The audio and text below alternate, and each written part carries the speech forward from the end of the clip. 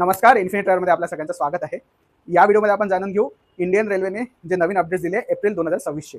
Majorly 4 updates आहे. त्याचा सगळ्यात पहिला अपडेट आहे की पहिले तुम्ही 48 अवर्सच्या पहिले जर तिकीट कॅन्सलेशन केलं असतं तर तुम्हाला ₹180 तिकीट चार्जेस लागत होते. आता तो अपडेट होऊन झाला आहे 72 अवर्स. म्हणजे तुम्हाला 72 अवर्स पहिले तुम्हाला तिकीट कॅन्सलेशन करावं लागेल जर तुम्हाला 180 प्लस GST कॅन्सलेशन लागलं असेल तर.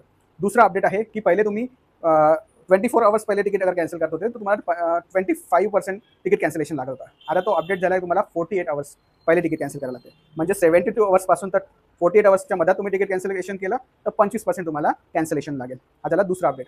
आणि तिसरा अपडेट असा आहे की पहिले तुम्हाला 24 घंट्यापासून तर 4 घंट्यापर्यंत तुम्ही तिकीट कॅन्सलेशन केलं तर तुम्हाला 50% तिकीटचं कॅन्सलेशन लागायचं, जे आता झालं आहे 48 अवर्सपासून तर 8 घंट्यापर्यंत. हा तिसरा तुमचा अपडेट. एक चांगला अपडेट पण तुमच्यासाठी आलेला आहे, जो की आहे की तुम्ही पहिले बोर्डिंग जे आहे तुम्ही एक दिवस पहिले चेंज करू शकत होते, म्हणजे 24 अवर्स. पण आता गाडी चालू झाल्याच्या 30 मिनिट पहिलेपासून तुम्ही तुमचा बोर्डिंग चेंज करू शकता. आय होप तुम्हाला ही माहिती आवडली असेल. अशाच नवीन माहितीसाठी तुम्ही आम्हाला लाईक करा, शेअर करा, सबस्क्राईब करा आणि नवीन जागेबद्दल माहिती पाहिजे असेल तर कमेंटमध्ये त्या जागेचं नाव लिहा.